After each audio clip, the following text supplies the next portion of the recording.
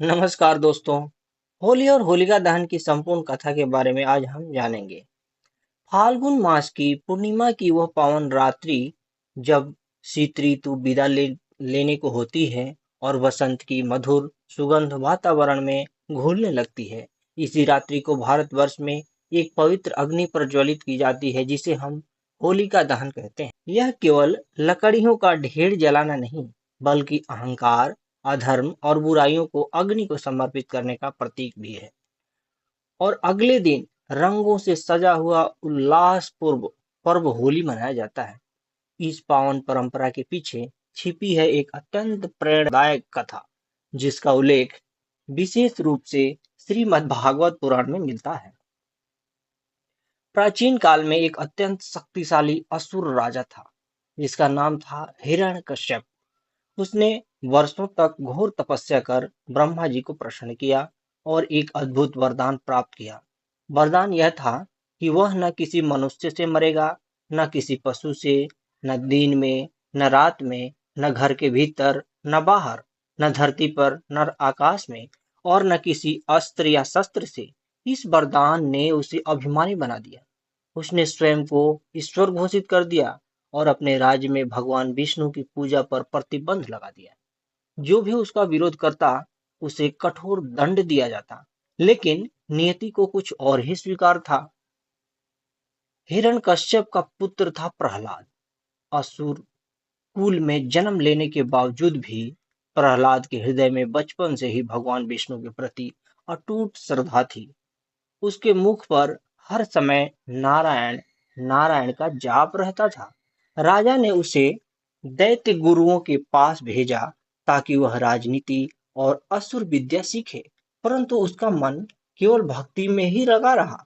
जब हिरण्यकश्यप को यह ज्ञात हुआ कि उसका अपना पुत्र विष्णु भक्ति में लीन है, तो उसका क्रोध सीमा पार कर गया। हिरण्यकश्यप ने प्रहलाद को भक्ति मार्ग से हटाने के लिए अनेक प्राणघातक प्रयास किए। ऊंचे पर्वत से नीचे फेंकवाया, विषैले सांपों के बीच छोड़ दिया, मतवाले हाथियों से कुचलवाने का प्रयास किया, गहरे समुद्र में डुबोया। परंतु हर बार भगवान की कृपा से प्रहलाद सुरक्षित रहे। जितनी यातनाएं बढ़ती गई, उतनी ही उनकी शक्ति दृढ़ होती गई। यह देखकर हिरण्यकश्यप और अधिक क्रोधित हो उठा। अंततः हिरण्यकश्यप ने अपनी बहन होलिका को बुलाया। होलिका को वरदान प्राप्त था कि वह अग्नि में नहीं जलेगी। योजना बनाई गई कि वह प्रहलाद को अपनी गोद में लेकर अग्नि में बैठेगी, जिससे प्रहलाद जल जाए और वह सुरक्षित बच निकले। फाल्गुन पूर्णिमा की रात विशाल चिता सजाई गई। होलिका प्रहलाद को गोद में लेकर अग्नि में बैठ गई। चारों ओर लपटें उठी, परंतु प्रहलाद निर्भय होकर नारायण का नाम जपते जपते रहे। और तभी चमत्कार हुआ। वरदान का दुरुपयोग करने के कारण होलिका स्वयं जलकर भस्म हो गई, जबकि भक्त प्रहलाद अग्नि से सुरक्षित बाहर आ गए। इसी घटना की स्मृति में हर वर्ष फाल्गुन पूर्णिमा को होलिका दहन किया जाता है। यह अग्नि हमें याद दिलाती है कि अधर्म चाहे कितना भी शक्तिशाली क्यों न हो, अंततः उसका नाश निश्चित है। होलिका की मृत्यु के बाद भी हिरण्यकश्यप का क्रोध शांत नहीं हुआ। उसने प्रहलाद से पूछा, तेरा भगवान कहाँ है? क्या वह इस स्तंभ में भी है? प्रहलाद ने शांत स्वर में उत्तर दिया, भगवान हर जगह हैं। जैसे ही हिरण्यकश्यप ने स्तंभ पर प्रहार किया, उसी क्षण भगवान विष्णु नरसिंह के रूप में प्रकट हुए। आधा सिंह, आधा मनुष्य।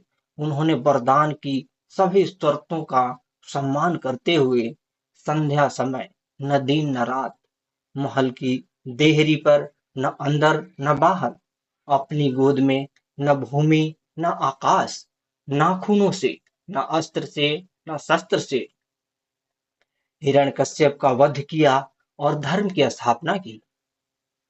होलिका दहन के अगले दिन जब प्रहलाद की विजय और अधर्म के अंत का समाचार फैला, तो पूरे राज्य में उत्सव मनाया गया। लोगों ने एक दूसरे को रंग लगाया, गुलाल उड़ाया और आनंद मनाया।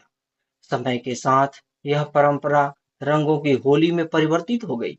एक दिन यह दिन जीवन में प्रेम, भाईचारा, समरसता और नव आरंभ का प्रतीक बन गया। यह कथा भारतीय संस्कृति में बुराई पर अच्छाई की जीत का सर्वोच्च उदाहरण मानी जाती है। होलिका दहन में सिखाता है, अपने भीतर की बुराइयों को अग्नि में समर्पित करो। रंगों की होली हमें सिखाती है कि जीवन को प्रेम और उल्लास के रंगों से भर दो। जब भी फाल्गुन पूर्णिमा की रात अग्नि प्रज्वलित होती है, तो यह केवल एक परंपरा नहीं होती, वह आस्था की ज्योति होती है। और जब अगले दिन रंग उड़ते हैं, तो वे केवल रंग नहीं, बल्कि विश्वास, विजय और प्रेम के प्रतीक होते हैं। अधर्म का दहन जीवन के रंगों से भरें और भक्ति को अपने हृदय में स्थान दें। आप सभी को होली की बहुत बहुत शुभकामनाएं।